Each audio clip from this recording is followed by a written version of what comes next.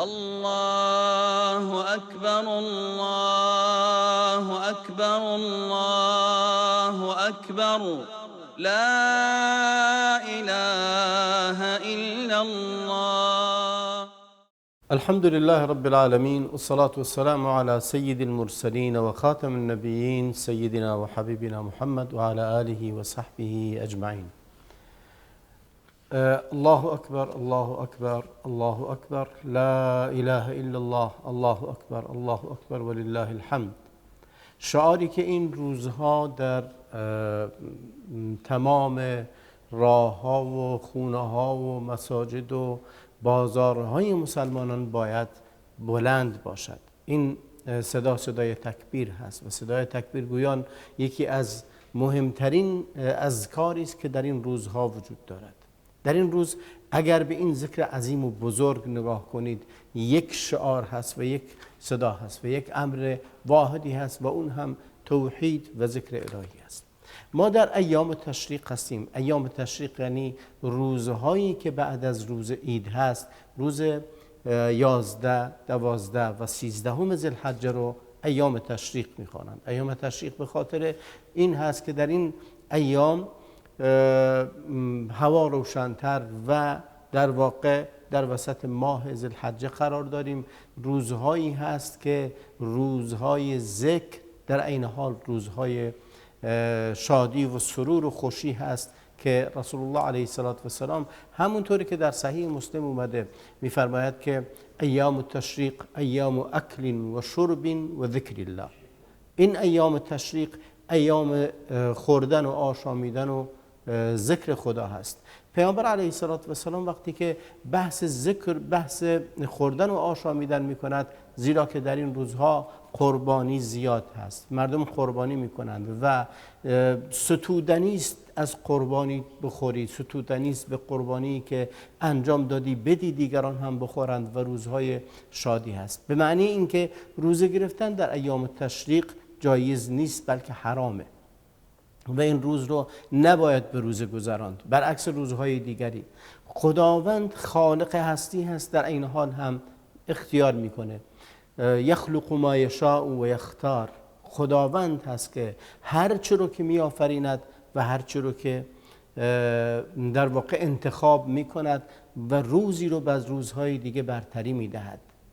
وگرنه همین روز، همین ساعات در همه سال وجود دارد. در همه سال و همه روزهای دیگه از یه ساعتی شروع میشه به یه ساعتی پایان پیدا میکنه و هم از مخلوق خدا هستند و این خداوند است که برخی از ایام و ساعات و روزها رو بر برخی دیگری از ایام و ساعات و روزها برتری میدهد، اختیار میکند و انتخاب میکند.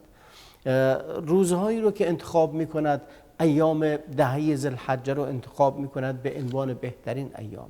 روز عرفه رو انتخاب کرده است به عنوان بهترین روز دنیا و روز ایام النحر هم یا روز عید هم همچنین هست.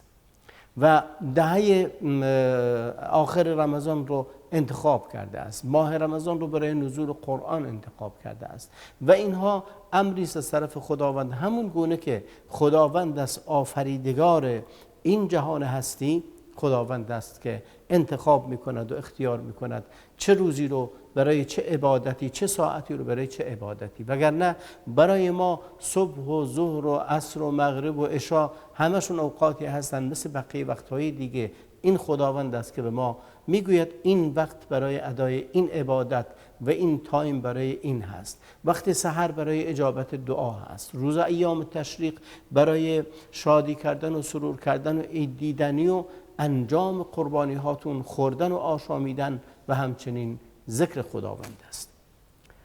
ذکری که در این روزها وجود دارد این ذکری است که متاسفانه از سنت‌های فراموش شده است. از سنت‌هایی که در میان مردم فراموش شده سنت تکبیر گفتن هست. وقتی که شما میگویید الله اکبر الله اکبر الله اکبر لا اله الا الله الله اکبر الله اکبر ولله الحمد، ببینید از اول تا آخر بحث تعظیم خداوند هست که خداوند از همه چی بالاتر هست، از همه چی عظیمتر هست. هیچ چیزی نیست که بر خداوند پیشی بگیرد یا اهمیتش بیشتر باشد یا بخواد اون رو از اون بترسی یا اون رو بالاتر بدونی، در همه چیز به خدا مراجعه کن. وقتی که ما این شعار رو و این ذکر رو در این روز ایام تشریق انجام میدیم و تکرار میکنیم، در درون ما، در فکر ما و در وجدان ما ریشه خواهد داشت و ریشه پیدا خواهد کرد که خداوند الله اکبر من کل شیء، از همه چی بزرگتر هست، عظیمتر هست. عظمتش در رحمتش، در بخششش، در انتقامش، در محاسبه گریش، در این که چیزی نیست که تو در مقایسه با خداوند از اون بترسی، چیزی نیست که از اون واهمه‌ای داشته باشی، زیرا هر چی که در جهان هستی هست به امر خداوند است، کن فیکون می شود. این سنتی که در زمان رسول الله علیه السلام همونطوری که در قرآن کریم هم می‌فرماید لیشهدوا منافع لهم و یذکروا اسم الله فی ایام معلومات، تا در این روزها شاهد باشید و گواه باشید در این روزها و شاهد باشید که این روزها روز عبادت و طاعت هست، شاهد باشید که در این روز شعائر بزرگی انجام می شود. ما به این خواهیم پرداخت که این شعائر چه معنایی خواهد داشت، ولی گفتن ذکر خداوند از همه چی بالاتر و عظیمتر است. سنتی است که مهجور در زمان صحابه در این روز وقتی که دهه ذوالحجه شروع می شد، گفتن این تکبیر شروع می شد و همه مشغول می شدن به تکبیر گویان. اصلا ماه ذوالحجه با ماهای دیگه متفاوت بود، ماهی که در همه راه‌ها، در همه خیابون‌ها، در همه خونه‌ها، در همه مساجد، در همه مسجدهای خاصی که صحابه برای خودشون داشتن، وجود این تکبیر همیشه آوازه‌ای بلند داشت و در همه جا این تکبیر بود و این ایام ذوالحجه رو جدا می‌کرد از ایام دیگری که در سال وجود دارد و مخصوصاً ایام تشریق رو که بعد از روز عید اتفاق می افتاد. مردم همه جا مشغول به گفتن ذکر این تکبیر و این تعظیم خداوند بودند و همونطوری که در روایت اومده است از ابو هریره و ابن عمر، وقتی که وارد بازار می شدند با صدای بلند تکبیر می گفتند و به تکبیر اونها هم کل بازار زجه می زد و صدا بلند می کردند به گفتن تکبیر. رسول الله علیه السلام فرمودند که من احیا سنتا من سنتی امیتت فله اجره مثل اجر من عمل به لا ينقص من اجره شیئا او کما قال علیه السلام.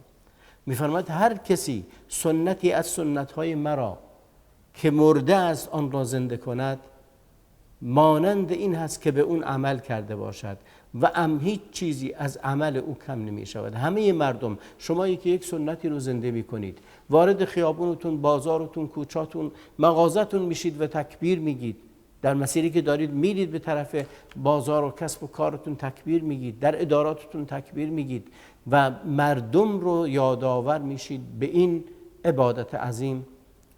هر کسی به تکبیر شما تکبیر بگوید، شما هم اجر میبرید، زیرا که یک سنتی رو احیا کرده اید. سالهای پیش در بعضی از مناطق قربانی کردن خیلی امر غریبی بود. افراد معدودی در یک شهر، در یک روستا قربانی میکردن، ولی به فضل خداوند و به علت تبلیغات درستی که صورت میگرفت، مردم کم کم برگشتن به این سنت، مخصوصا در این روزگاری که وجود دارد و مردم واقعا محتاجند. پس احیا کردن یک سنت یک امر بسیار عظیمیه. همونطوری که احیا کردن سنت اجر فراوانی دارد، میراندن و کشتن یک بدعت هم اجر بسیار بسیار فراوانی دارد. لذا باید بپردازیم به این که این سنت عظیم رو احیا کنیم و دین رو برای مردم زنده نگه داریم. مخصوصا این شعار دین، ببینید امروز هر وقتی که یکی از شعارهای بارز دینی که نشانه توحید هست ضعیف می شود، جای اون رو یک شعار بدعتی می گیرد، یک شعار دنیوی می گیرد. وقتی که مردم امتناع می کنند از گفتن این تکبیرها و ذکر کردن خداوند در این ایام، چه چیزی جای اون رو خواهد گرفت؟ آواز خوندن و موسیقی و رقص و پایکوبی جای اون رو خواهد گرفت. وقتی که شما در کوچه و بازارتون در این ایام تشریق ذکر نمیگویید، جای اون رو فساق و فجار خواهند گرفت که بپردازن به یا نشر بدن چیزهایی رو که بدعت و خرافات و یا اینکه بعضی از فسق و فجورهایی است که در این روزگار وجود دارد و این جای تأسف دارد، مخصوصا از زمانی که این رسانه های جمعی اومده و در دسترس همه وجود دارد. به جای اینکه اون رو وسیله قرار بدیم برای ذکر خداوند، برای دعوت دیگران به فضائل دینی و فضائل اخلاقی، وسیله شده است برای پرداختن به فسق و فجوری که فقط دین رو از یاد ما خواهد برد. لذا گفتن تکبیر یکی از اعمال بسیار بسیار پسندیده و احیای سنتی است از سنت هایی که رسول الله علیه السلام در به امر خداوند این سنت رو در میان مردم گذاشته بود و لذا این کاری که در این ایام تشریق انجام میدیم همین ذکر گفتن است، زیرا که رسول الله علیه السلام فرمودند ایام التشریقی ایام اکل و شرب و ذکر الله. این یک امری که در این روزها اتفاق میافتد. امر دیگری که لازم هست که به اون بپردازیم در این ایام، وجود قربانی هست تا آخرین روز از ایام تشریق. یعنی اون کسی که تا این لحظه تصمیم نداشته قربانی کنه یا قربانی نکرده، فرصت پیدا نکرده، باز هم وقت داری. امروز که روز دوم عید هست و اولین روز از ایام تشریق هست، فردا همچنین که 12 هست باز فرصت داری و پس فردا هم که 13 هست تا از نماز عصر یا تا غروب آفتاب شما وقت دارید قربانیتون رو انجام بدید. اگه تا این لحظه انجام ندادید میتونید انجام بدید. مهم اینه اگر تا آخرین لحظه، اگر بعد از نماز عصر روز 13 ذوالحجه هم انجام بدید، باز هم از شما پذیرفته شده و قربانیتون قربانی مقبولی هست و اما توزیع اون رو میتونید بعد از اون فرصت پیدا کردید توزیع میکنید و بین کسایی که قربانی بهشون میرسه انجام میدید و این یک امر بسیار ستودنی است. در انتخاب قربانی هاتون سعی کنید که بهترین رو انتخاب کنید. در میان یکی از چیزهای جالبی که شما اگر به اون توجه کنید، قربانی رسول الله علیه السلام وقتی که قربانی میکردن میفرماد که یک گوسفند سیاه در سفیدی بود. مهم انتخاب قشنگ و زیبایی که انجام میشد و حتی قربانیشون رو پیشاپیش انتخاب میکردن، پیشاپیش تعیین میکردن و این به خاطر آماده گرفتن و یک حس معنوی که داشته برای انجام دادن این قربانی. این حس معنوی که در انتخاب میکنی به عنوان هدی، اسمشو هدی میگذاشتند. اگر این رو میفرستادن به مکه، خودشون در مثلا مدینه بودن میفرستادن، این هدی بود، سوق هدی میگفتند، یا اینکه قربانیشون رو با خودشون میبردند و هدیشون رو همراه خودشون داشتند و همه اینها یک رمز بزرگ داره که اون رو هم خواهم گفت. مسئله قربانی رو شما از یک درس بزرگ در تاریخ بشریت میگیرید، یک فداکاری و یک تجرد لله و اخلاصی که زبان زد و رمزی شده است برای تمام تاریخ. وقتی که اسم از قربانی میاد، اسم از اسماعیل، ابراهیم و هاجر میاد. وقتی که شما صحبت از قربانی میکنید، در واقع این آیه‌ای که در قرآن کریم میفرماد و فدیناه بذبح عظیم، و فدیه‌ای که خداوند داد برای این که اسماعیل نجات پیدا کند از ذبح شدن، این گوسفندی است که امروز به عنوان رمز شما یکی از چیزهایی که دوست دارید رو تقدیم میکنید. اما حضرت ابراهیم در اونجا فرزند دلبندی که بعد از مدتها و در سن پیری خداوند این فرزند رو بهش داد، زیرا که فرزنددار نمیشد و اون گونه بود که خداوند اسماعیل رو بهش داد و خدا ابراهیم رو ابتلا کرد به این که و اذ ابتلی ابراهیم ربه بکلمات فأتمهن قال إني جاعلك للناس إماما قال ومن ذریتی قال لا ینال عهد الظالمین.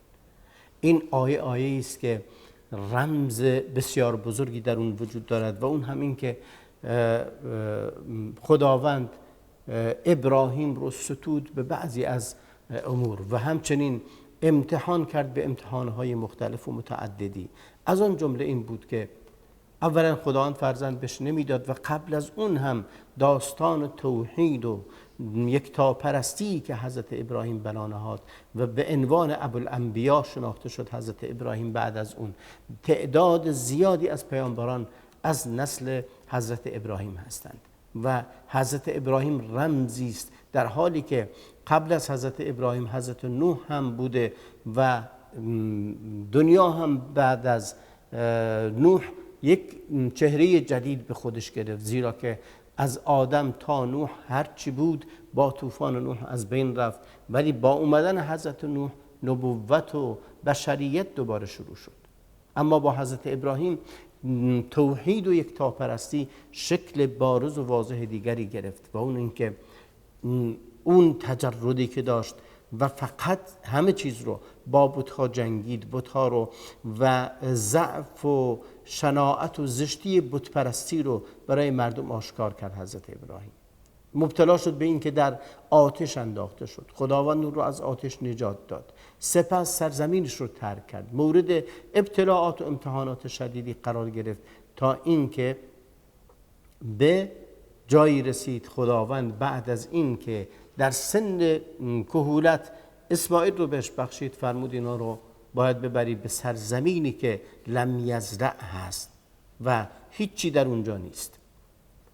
و خود گفت حضرت ابراهیم همونطوری که در قرآن کریم آمده است میفرماید ربی اینی، خدای پروردگار من فرزندانمون و خانوادم رو به سرزمینی برده ام که هیچ کسی در آنجا نیست.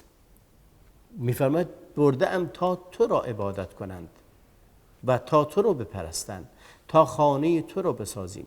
در اونجاست که خداوند بعد از این که فلما بلغ معه السعی، وقتی که حضرت ابراهیم حضرت اسماعیل به سن نوجوانی رسید، به سنی رسید که دیگه با همراه با حضرت ابراهیم کار میکرد و فعالیت میکرد و در امور زندگی مشارکت داشت، از اونجا بود در اون لحظه‌ای که هر کسی به دیده اعجاب به فرزند خود نگاه میکند، به دیده امیدی به فرزند خود نگاه میکند و همه آرزوها و آمال خودش رو به این فرزند بسته است.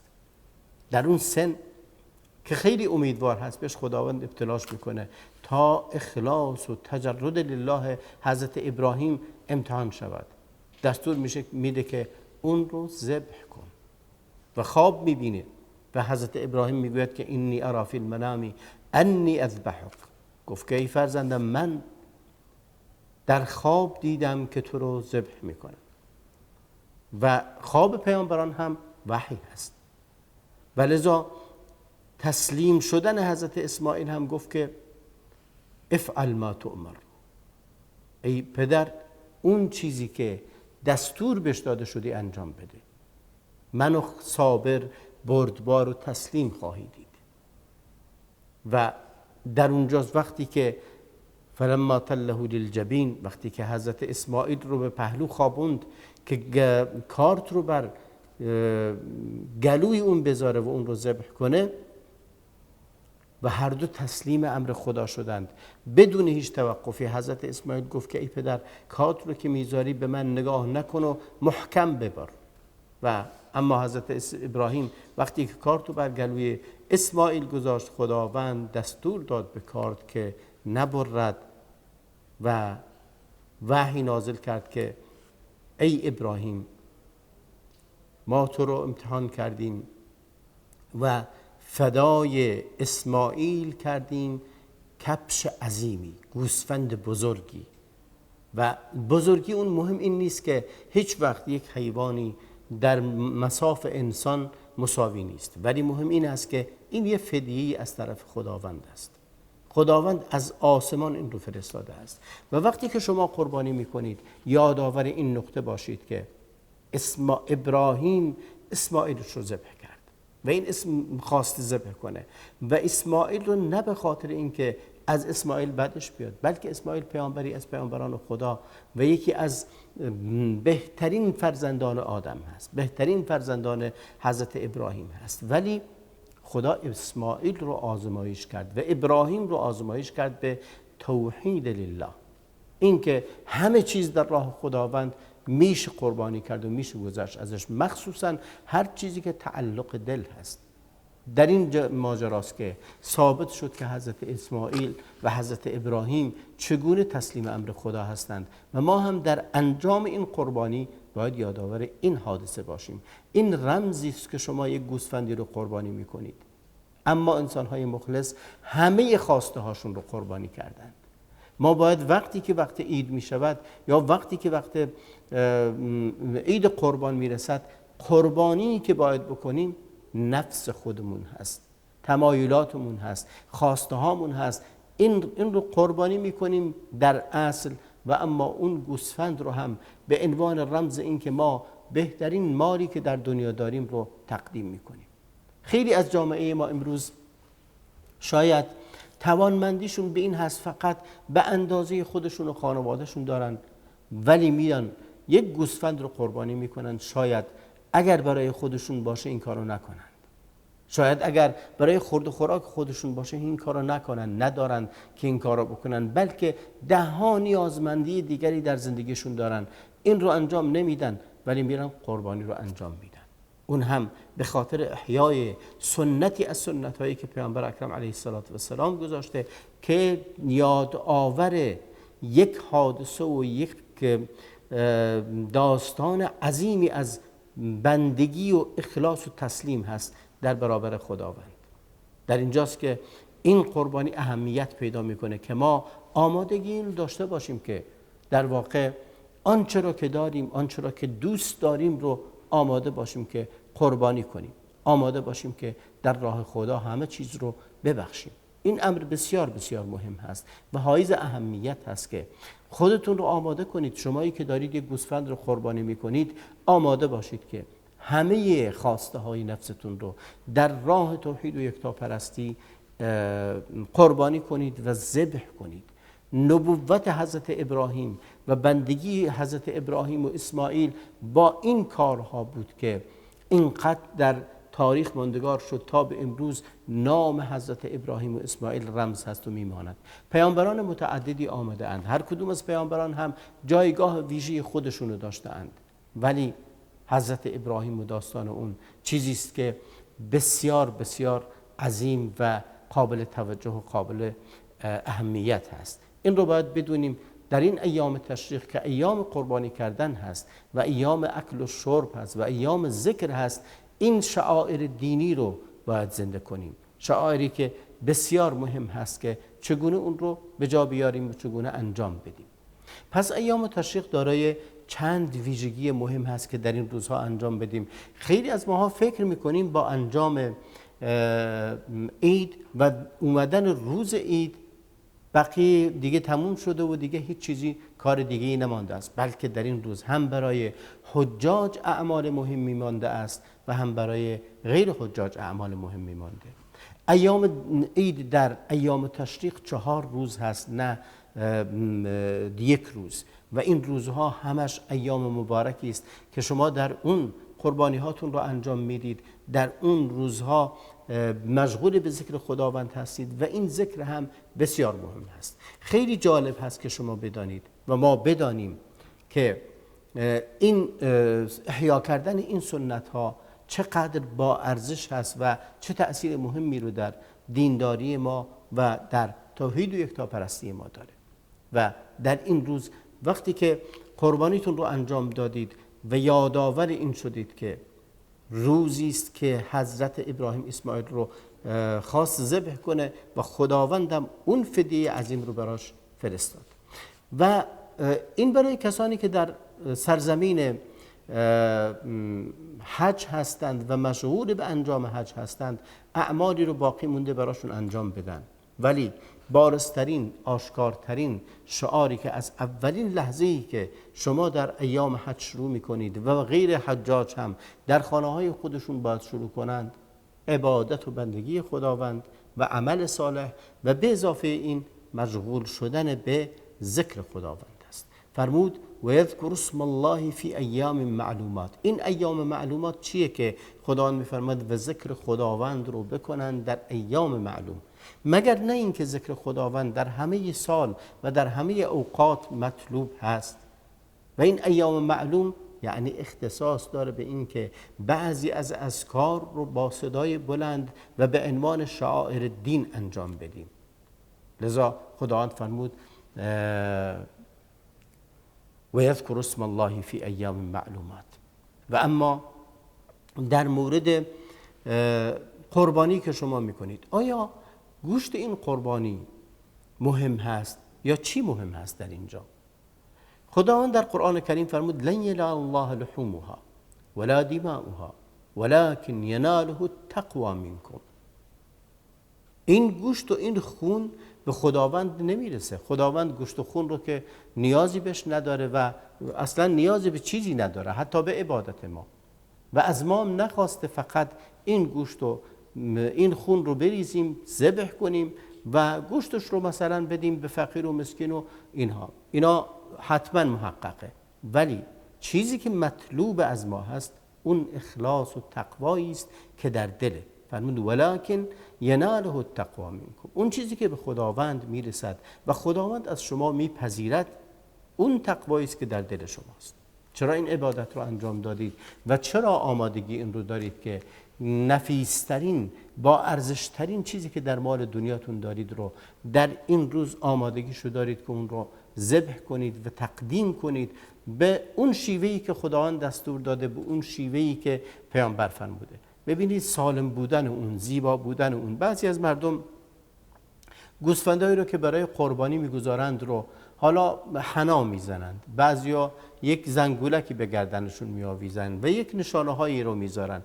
گذاشتن نشانه هایی برای اینکه مشخص بشه این رو برای قربانی گذاشتید اشکال ندارد، ولی اینکه بیایید اون رو آرایش کنید، بیایید اون رو گل ببندید، زینت دیگه‌ای ببندید، اینها از جمله بدعت‌هایی است که مردم انجام میدن و نیازی به این کار نیست. اما هر چقدر قربانی شما زیباتر و قشنگتر و مهیاتر باشد و سالمتر باشد، خب پسندیده تره. شما دارید یک قربانی رو تقدیم میکنید. انما یتقبل الله من المتقین.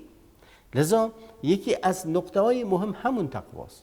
خداوند در آیه‌ای که بحث قربانی هست فرمود لن ینال الله لحومها ولا دماؤها ولكن یناله التقوی منکم. و در سوره بقره فرمود انما یتقبل الله من المتقین. خداوند همانا از کسانی میپذیرد که اهل تقوا هستند. این در جریان داستان قربانی یا صدقه و هدیه‌ای بود که فرزندان آدم تقدیم میکردن. خداوند به فرزندان آدم دستوری داده بود و در واقع یک دستوری رو که بهشون داده بود این بود که باید قربانی میکردند، هر کدوم از چیزی که داشتند. یکی از فرزندان آدم زراعت داشت و محصولات کشاورزی، یکی دیگه از فرزندان آدم اون چیزی که داشت این بود که گاو و گوسفند و خلاصه اغنام داشت. این هم این رو داشتم، اون یکی هم اون رو داشت. یکی از اینا گشت رفت هر چی رو که بی ارزش و خراب شده و خلاصه در خور این بود که این رو بندازه بیرون، آورد و به عنوان قربانی تقدیم کرد و خداوند فرمود فقربا قربانا. هر کدومشون قربان خودشون رو تقدیم کردن و اما اون یکی فرزند اومد چیزی که تقدیم کرد بهترین مالش رو تقدیم کرد. خدا از این یکی پذیرفت و از اون یکی نپذیرفت. این بود که رمز قربانی کردنتون باید تقوا باشه. تقوا رو اساس قرار بدید. به انتهای برنامه امروز رسیدیم. تا برنامه دیگر همه عزیزان رو خدا بزرگ میسپارم و صلی الله و بارک علی نبینا محمد و علی آله و صحبه اجمعین. الله أكبر لا إله إلا الله.